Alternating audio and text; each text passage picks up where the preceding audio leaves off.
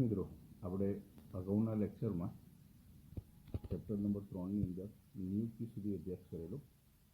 હવે આપણે આગળ અભ્યાસ કરીએ બઢતી. તો પ્રશ્ન છે બઢતી એટલે શું મિત્રો? તો સામાન્ય સંજોગોની અંદર બઢતી એટલે વ્યક્તિ જે હોદ્દા ઉપર કાર્ય કરતો હોય તેનાથી તેને ઊંચા લાભવાળા હોદ્દા પર મૂકવામાં આવે તેને બઢતી કહેવામાં આવે. બઢતીથી છે ને કર્મચારીઓને પ્રગતિ કરવાનું પ્રોત્સાહન મળે છે અને એના કારણે કર્મચારીનો ઉત્સાહ વધુ ને વધુ સારી રીતે ટકી શકે છે. તો બઢતી માટે એવું કહી શકાય, બઢતીમાં એને આર્થિક લાભ પણ મળે છે. તો બઢતી માટેના કારણો કયા કયા છે? તો સામાન્ય રીતે વાત કરીએ તો નિયત કરેલા વર્ષો પૂરા કરે ત્યારે એને બઢતી આપવામાં આવે છે. અમુક ચોક્કસ વર્ષો પૂરા કરે ને પછી એને બઢતી આપવામાં આવે. વધારાની કોઈ લાયકાત મેળવે, શૈક્ષણિક લાયકાત મેળવે, ટેકનિકલ કોઈ નોલેજ મેળવે, તો શૈક્ષણિક કે ટેકનિકલ નોલેજ મેળવવાથી એટલે લાયકાત મેળવવાથી એને બઢતી આપવામાં આવે છે.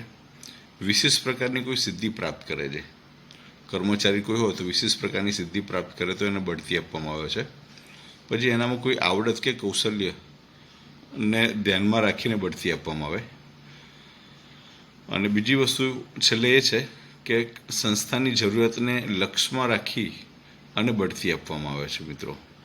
તો બઢતીની અંદર એના એક નમૂનાની વાત કરીએ બઢતી અંગેના પત્રમાં. તો અહીંયા જો કંપનીનું નામ છે મહેતા બ્રધર્સ, સરનામું છે. હવે જે વ્યક્તિને બઢતી આપવાની છે તેનું નામ છે વિદ્યુત દેસાઈ, સિનિયર ક્લાર્ક, અકાઉન્ટ્સ વિભાગ, મહેતા બ્રધર્સ, મહેસાણા. વિષય બઢતીની જાણ કરતો પત્ર.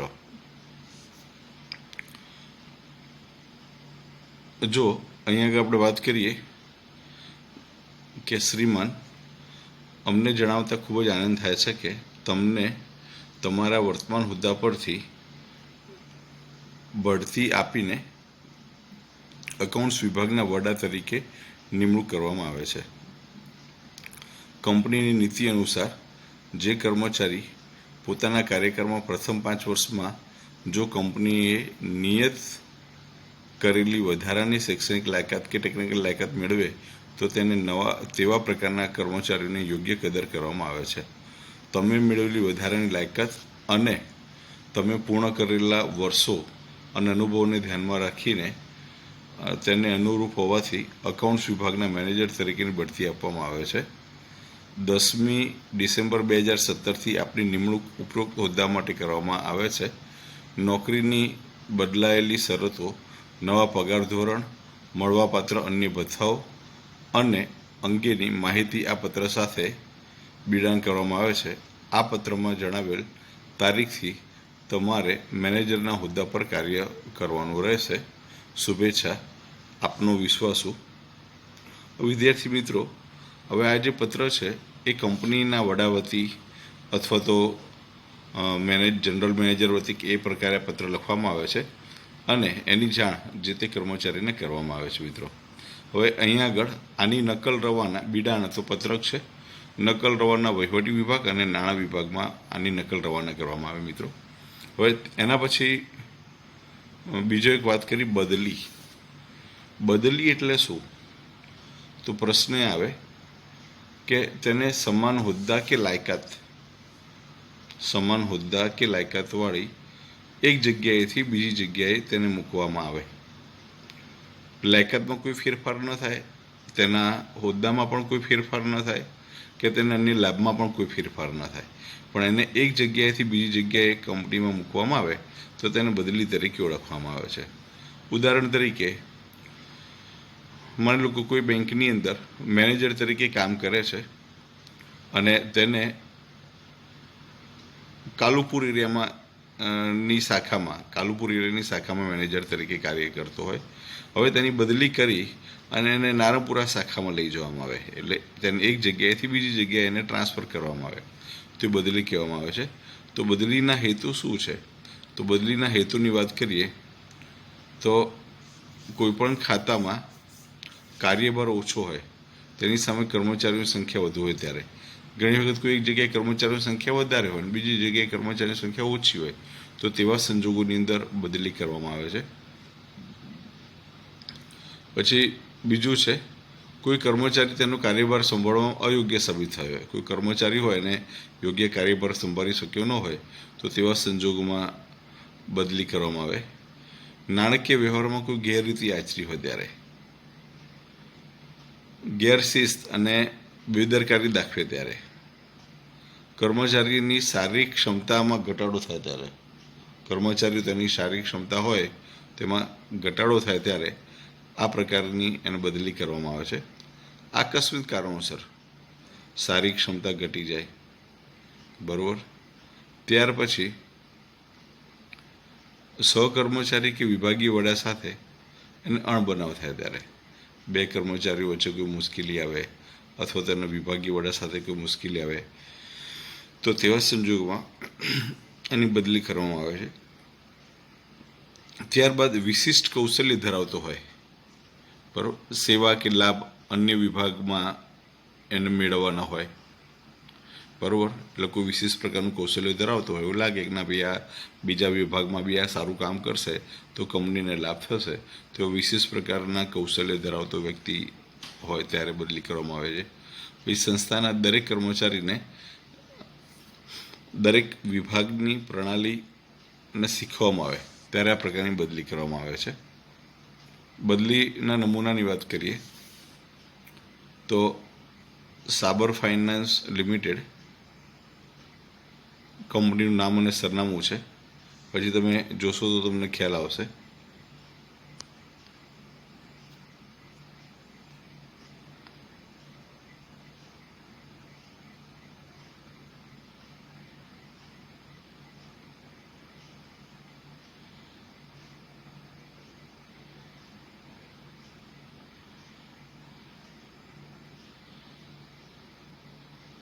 હવે જુઓ, જયેશ ચાવડાને ઉદ્દેશીને લખવામાં આવે છે.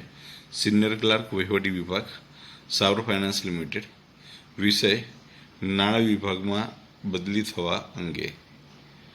શ્રીમાન, ઉપરોક્ત વિષયના અનુસંધાનમાં જાણો કે આપની હાલની જગ્યા સિનિયર ક્લાર્ક, વહીવટી વિભાગમાંથી 10 મે 2017થી અમલ થાય તે રીતે સિનિયર ક્લાર્ક નાણાં વિભાગમાં બદલી કરવામાં આવે છે તે જાણશો. સંસ્થાના કર્મચારીઓ નીતિ વિષયક નીતિ નિયમોને અનુરૂપ જ્યારે વર્ગ 3નો કોઈ કર્મચારી પોતાની નોકરીમાં 3 વર્ષ પૂરા કરે ત્યારે તેને અન્ય વિભાગમાં તે જ હોદ્દા સાથે બદલી કરવામાં આવે છે, જેથી સંસ્થાનો દરેક કર્મચારી સંસ્થાના દરેક વિભાગના કાર્યથી પરિચિત થાય અને પોતાના કૌશલ્યનો ઉપયોગ સંસ્થાના વિકાસ માટે કરી શકે.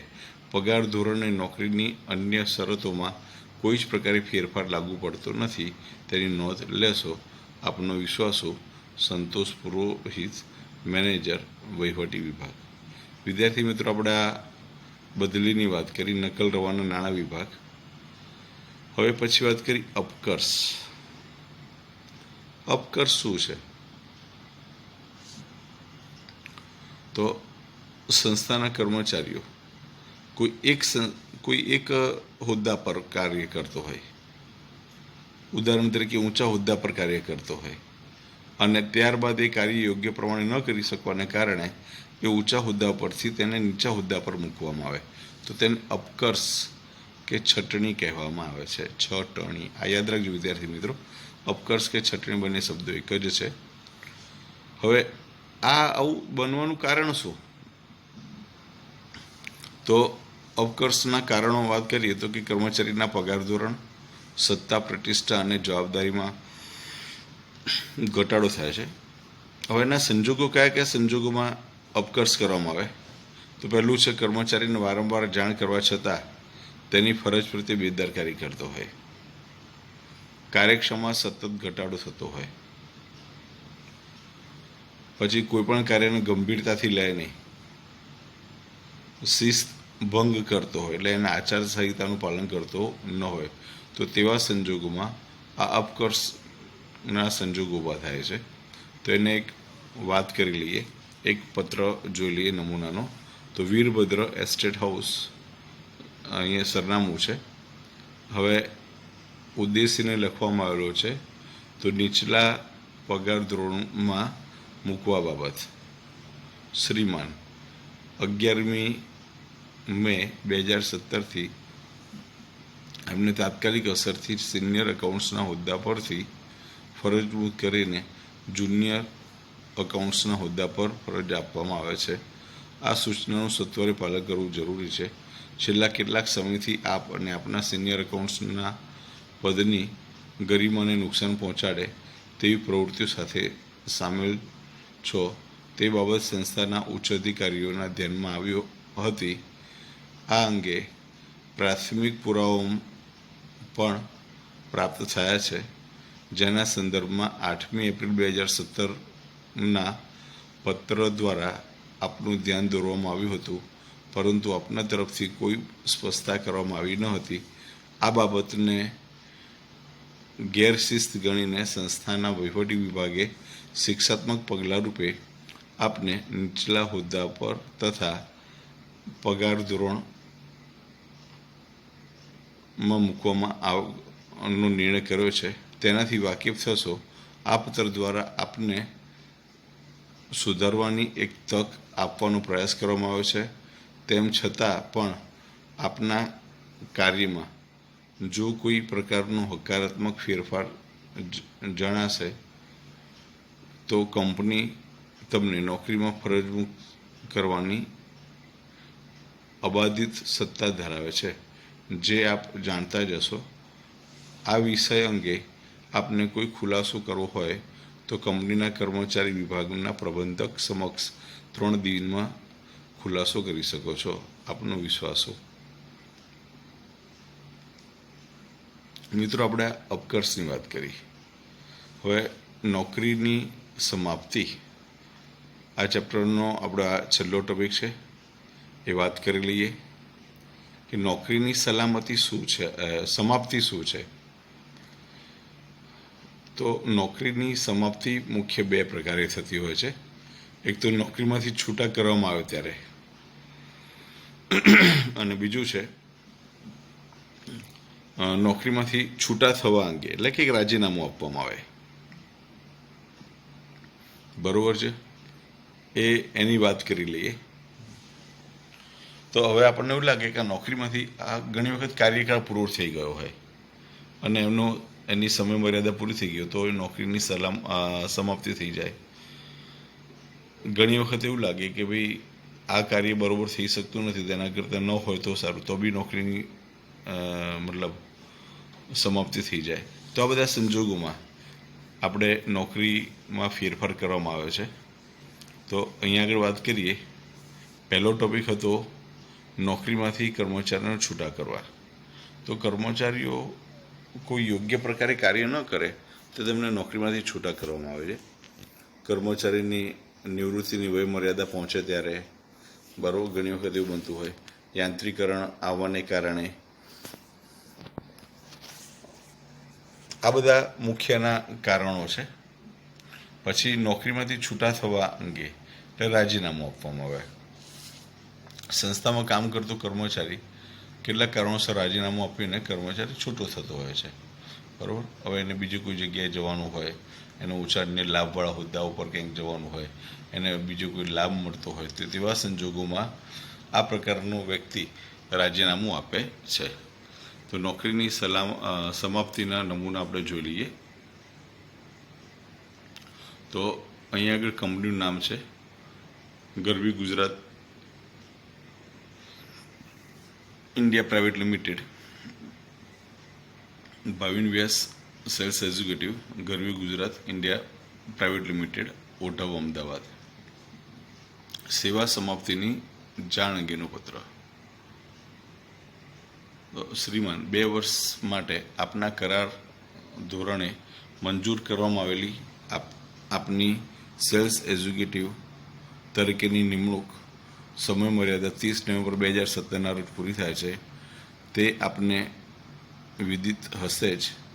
આપની નિમણૂક ઉત્તર ગુજરાતના 3 જિલ્લાઓમાં કંપનીના ઉત્પાદનમાં પ્રચાર માટે કરવામાં આવી હતી. આપના દ્વારા રજૂ કરેલા ત્રિમાસિક અહેવાલો સૂચવે છે કે આપની નિમણૂક ઉત્તર ગુજરાતનું સારું બજાર વિકસાવવામાં સફળ નીવડી છે.